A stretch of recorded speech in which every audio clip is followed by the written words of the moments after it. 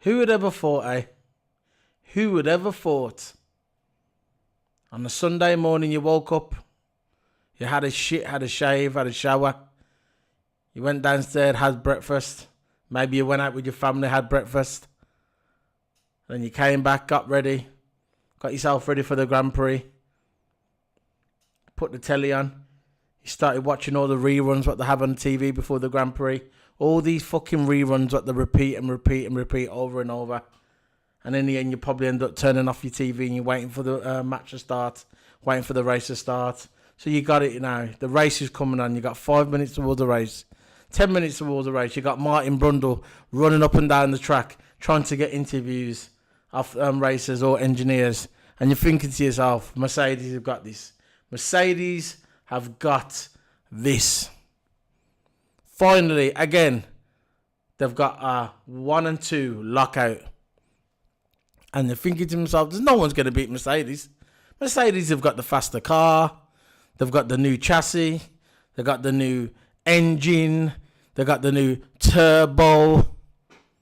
You're thinking, nobody's going to beat them. Nobody's going to beat Mercedes. Nobody's going to beat Lewis Hamilton. Nobody's going to beat Valtteri Bottas. And then you're sitting there, you're thinking, come on. Red lights go off. Here we go. Off the way we go. 1 and 2, Bottas and Hamilton both get off. And you think, yeah, that's it. It's all over. No one's going to beat them. And then suddenly, Bottas' car stops. Engine failure. Then the safety car comes out. And you're thinking, yeah, Mercedes pit now. They had 50 seconds to do it. They had 50 seconds to pit when Valtteri Bottas' car went down and the virtual safety car come out. They had 50 seconds to pit Hamilton. But what happened? They didn't pit Hamilton. All the other guys did, though. All the other races did, though. The Ferrari, the Red Bulls, all the McLarens, all them pitted. But Lewis Hamilton, for some reason, Mercedes didn't pit Lewis Hamilton. Big mistake, boys. Big mistake. There was no way he was going to make up after. And when he does pit, when he finally does pit, they didn't give him brand new tyres. No. Because that's what a normal manufacturer would do. Give him those brand new tyres, soft tyres.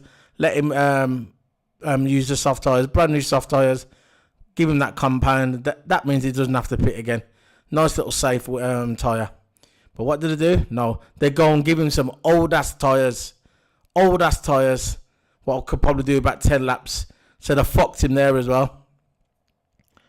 But I'm going to start. I'm not going to get into that yet. I'm just going to introduce myself. I am Solo P1. And I'm going to do a review on the 2018 Austrian Grand Prix race day. They fucked him.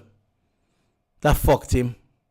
Now, Valtteri Bottas, I feel for him. I feel for Valtteri Bottas. Great driver. A lot of people was running him down the last couple of months. Think he wasn't up to the job. Maybe he shouldn't be at Mercedes. I know I was one of them. I was definitely one of them. I'm not going to lie. I'm not going to jump on the bandwagon now because it's cool to do. At the beginning of the season, a few races in, I was having my doubts. If you watch some of my reviews at the beginning of the season, you'll hear me. You'll hear me say, oh, Valtteri Bottas is not up to it. I don't think he should be at Mercedes. Maybe he should bring in Ricciardo, maybe Alonso, maybe Carlos Sainz. That's exactly what I said. I hold my hands up to it as well. I ain't going to lie. There's no lie here. There's no fakeness here. What you see is what you get. I was one of these guys. But as the press was breathing down his neck, every time he got interviewed, Valtteri Bottas, they was asking him, do you think you're up to Mercedes? The doubt was creeping into his head. Well, if it was me, the doubt would have probably creeped into my head if I was in Valtteri Bottas' position. But what did Valtteri Bottas do? He didn't react to it.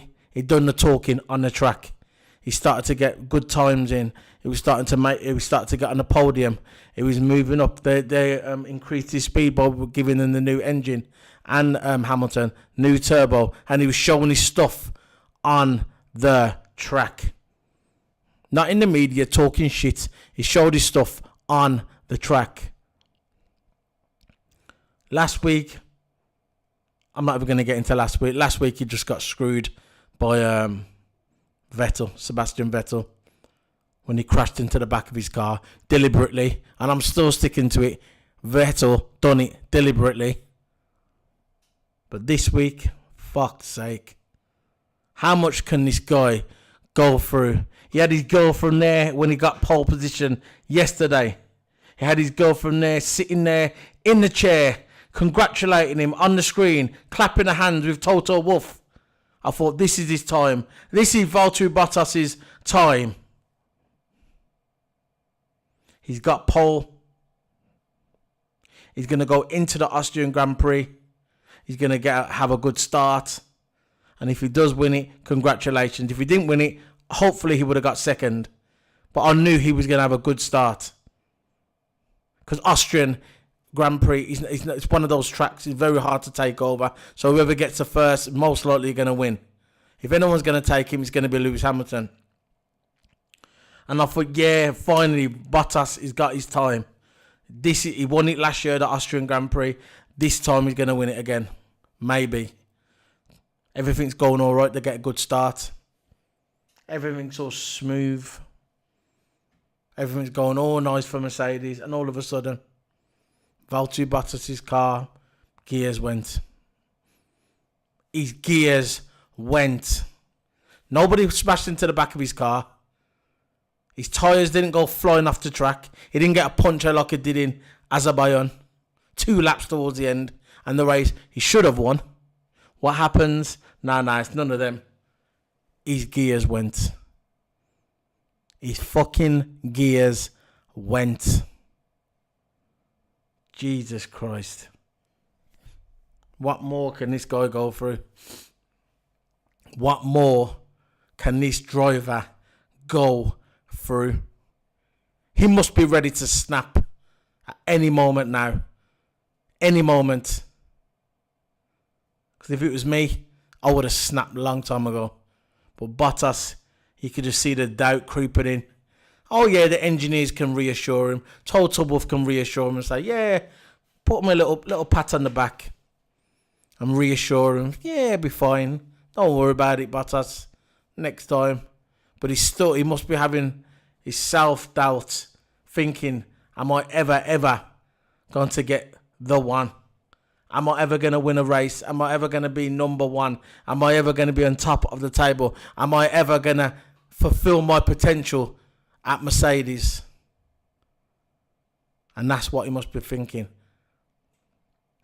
So there was Valtteri Bottas out of the race. Gone. So the virtual safety car comes out. Now, when the virtual safety car comes out, he's 7-8 laps in. It's a small track. A lot of laps, 70 laps, I think.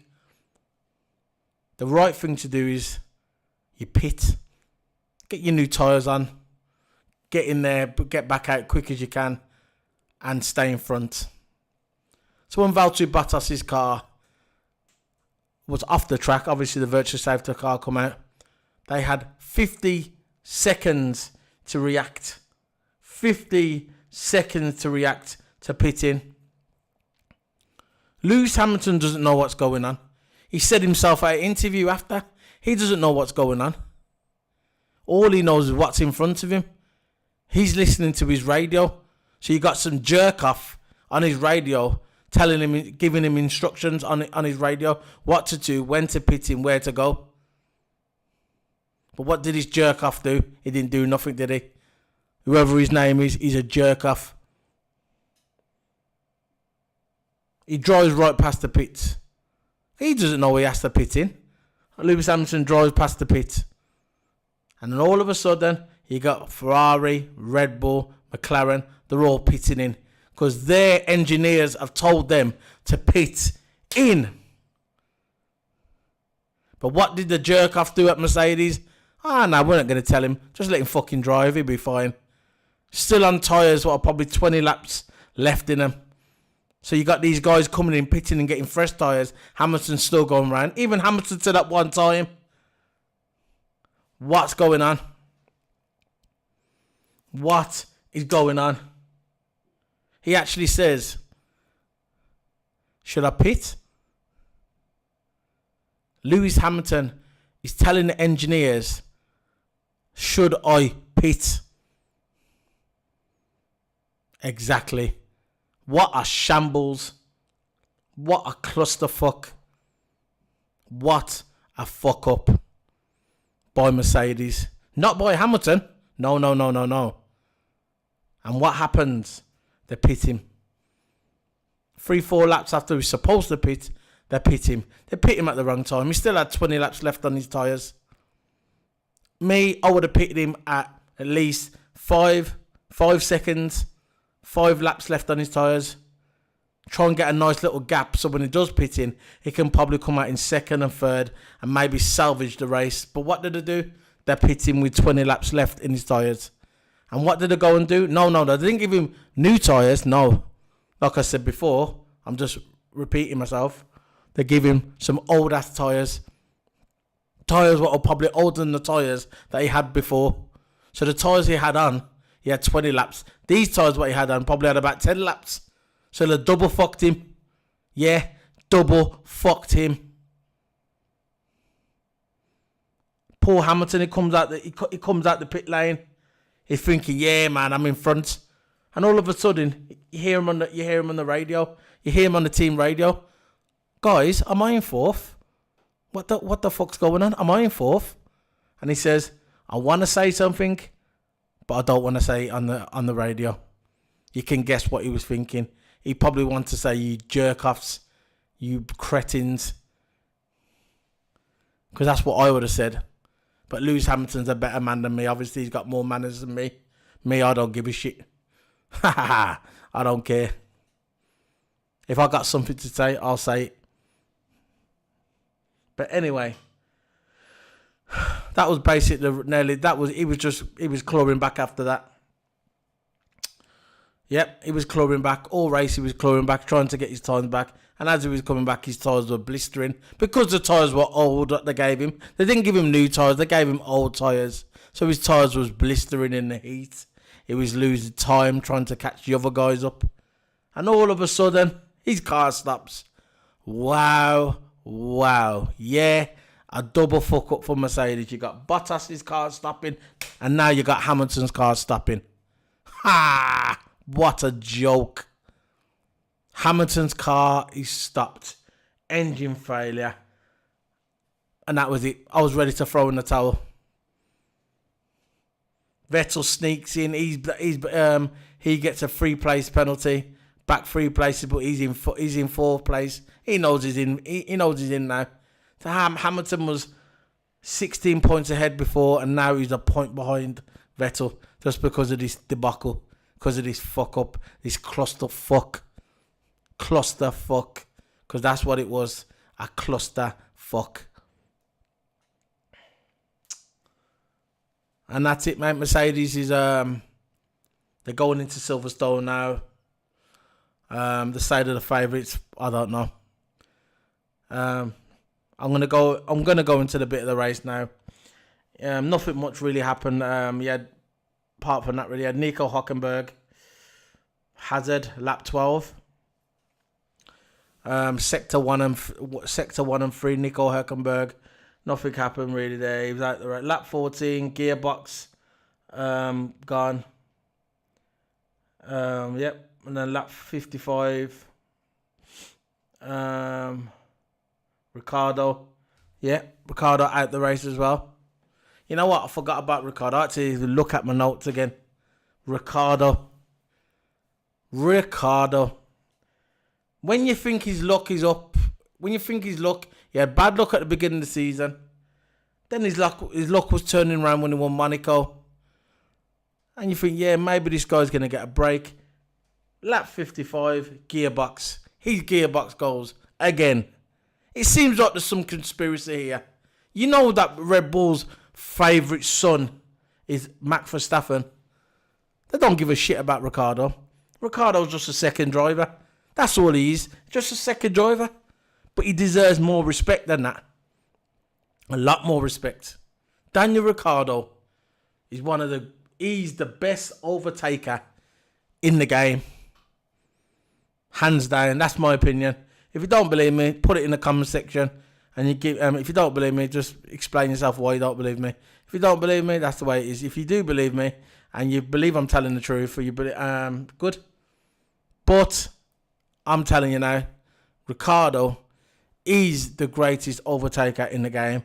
A lot of commentators, I don't give a shit what the commentators say, even though they agree that Ricciardo is the greatest overtaker in the game. I'm saying it because that's what I believe. He's one of the greatest overtakers. And I'm on Bottas's luck. His luck is just as worse, probably worse than Bottas's. Lap 55, gearbox, out the race. So you got Valtteri Bottas, Lewis Hamilton, and Daniel Ricciardo out of the race. And Lewis Hamilton, it came out at 64, lap 64, he was out the race, engine failure.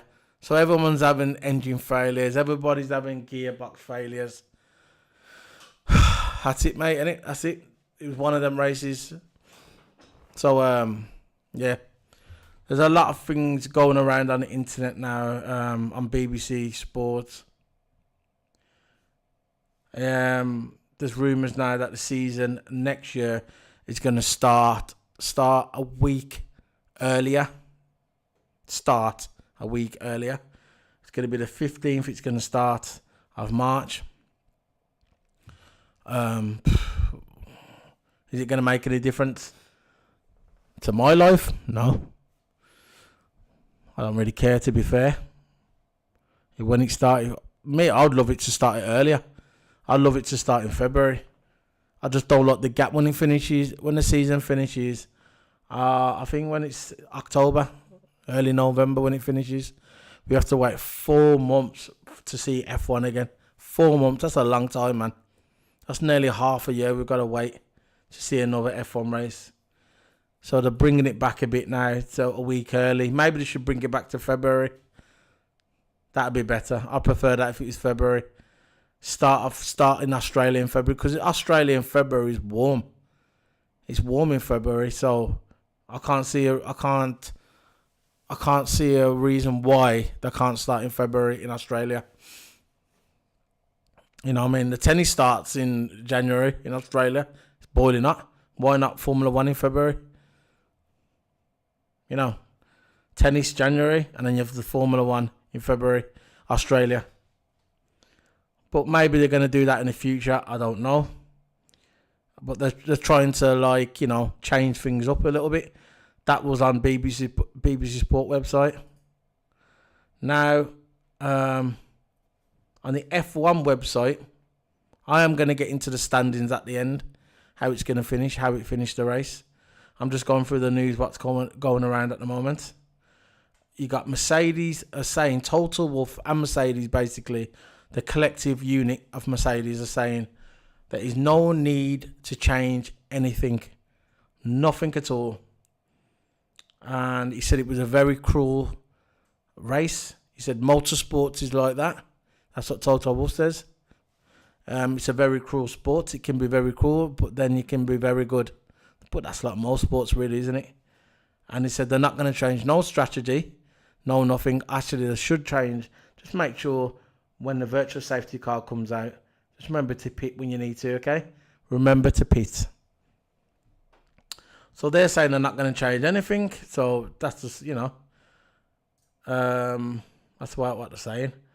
And another thing about Lewis Hamilton. Lewis Hamilton said it was the worst ever race he has ever competed in.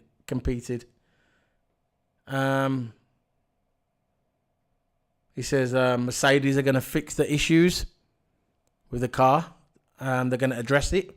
Make sure it doesn't happen again, like I just said before. This is Lewis Hamilton says the Mercedes can't afford to throw away points Of course they can't. Basically just telling us what we already know, really. He says they can't afford to throw away points, and we need to be on it next time. Basically, that's what he's saying. He said next time we need to be on it. So the next it's going to be in my country next, the UK, and I can't wait for it. It's going to be, as the Aussies say, it's going to be a ripper, and yeah, I can't wait. It's going to be.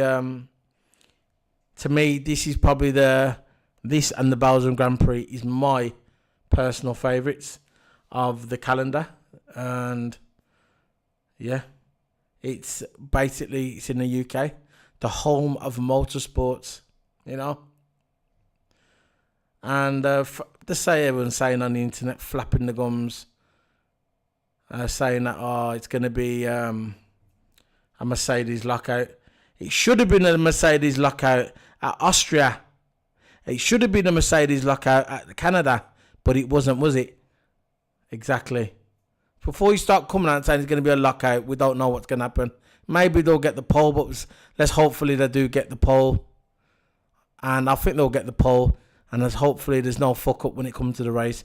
It would be nice for British Hamilton, for Lewis Hamilton to win his home race, and Valtteri Bottas to come second, and the Mercedes to get the win as a team, because they are based in England. The Formula One. I know Mercedes is a German manufacturer, but the Formula One Mercedes is based in Brackley, England, and it'd be nice for them, to win it. I think Red Bull. I think I've got to give it to before I start getting into the standings of the, what's going on with. With the who won and the tables and points, you've got to give it to Red Bull. You've got to give it to Red Bull. They've came in, nobody gave them a fucking chance of winning anything in Austria. It's their home Grand Prix, and I've got to take my hats off to them. They saw they saw the potential when Lewis Hamilton went out. Stafford went straight in front when Lewis Hamilton pitted the first time, and he stayed in front, even though towards the end he got the pressure from Kimi Räikkönen and Vettel. He stuck in there. He didn't let nothing bother him. He didn't let nothing bother him. He stuck in there, and I've got to take my hats off to him. I've got to take my hats off to him. And yeah. I've got to take my hats off to him. He deserves it, he deserves it. I know Max Verstappen, he's been in a lot of, the papers and media saying he's an unsafe driver. And yeah, he is. But again, he's young. He's young, isn't he? So yeah, he's young. So you have to give him the benefit of the doubt. Nobody's perfect. Nobody's perfect. And for Red Bull in their home Grand Prix, winning the Austrian Grand Prix, and in the like I said, in the home Grand Prix, Red Bull ring, you would have never thought. I never thought it. I thought they had no chance of winning it. No chance. I thought if Mercedes don't win it, it'd be Ferrari. Everybody said it was a Mercedes win because of the engine they had. Obviously, had the controversy after with the car and with the engineers, the fucking dumbass engineers. But in the day, they took advantage of it. And if Lewis Hamilton, to be fair, you know what I mean? Everybody knows, look, as you can see by my hat, yeah, I'm a Lewis Hamilton fan. I'm a Mercedes fan. Yeah, but if the roles were reversed and he happened to Red Bull and they was in front and they were the favourites and their car broke down, had a double DNF like Mercedes did, and Mercedes took advantage of it. You know what I mean? A lot of people are saying, it doesn't matter. The Hamilton fans will be saying, "Oh, it doesn't matter, we still won. Mercedes got the win. It doesn't matter how they got it, but they still got the win." But I'm a Mercedes fan, and I've got to take my hats off to Red Bull. They took advantage of the situation. Then you can't expect them to stop the car and say, "This ain't fair." They took advantage of it. Verstappen, he jumped in front, even though his partner Ricardo, his car was on the blink. He went straight in front, and he stayed in front, even though the constant pressure from Ferrari with Kimi and Vettel. There was closing in at the end, but he stuck in there. So I've got to take my hats off to Red Bull, and fair play to him. Fair play. He took advantage of it and he done it. So hats off to Verstappen. But the commentators, I think about the commentators. There's certain things I heard what they were saying. It was so funny. 4 weeks ago, they were saying this guy's a menace, Max Verstappen. The commentators, Martin Brundle, a couple others, whatever. I'm not sure if it's Martin Brundle. One of them did. They were saying, "Oh, this is Max Verstappen. He's a hazard. You got to stop crashing into people." Even last week, they were saying that Verstappen was having a bit of a hazard race. Touching the car, whatever. Yeah.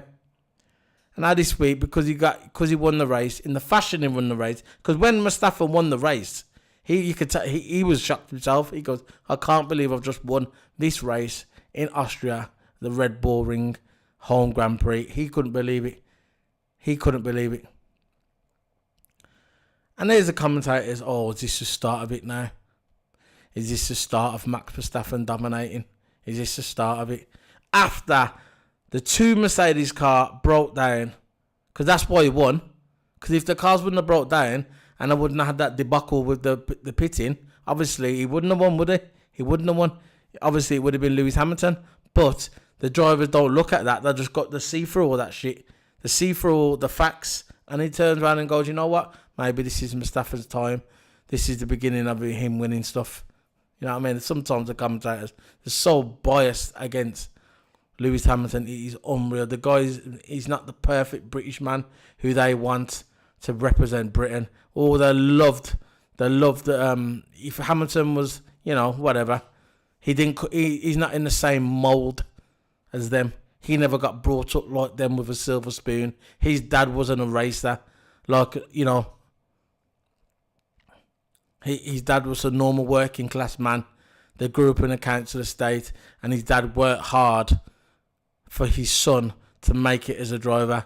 And because his son was so talented and he had the talent, that's what got him through. Not like certain racers like Rosberg, who was born with a silver spoon, where his dad was a professional racer, won the championship. So obviously his son was going to be a racer as well. Okay, just like Damon Hill with his dad as well. He was obviously going to be a racer because of his dad.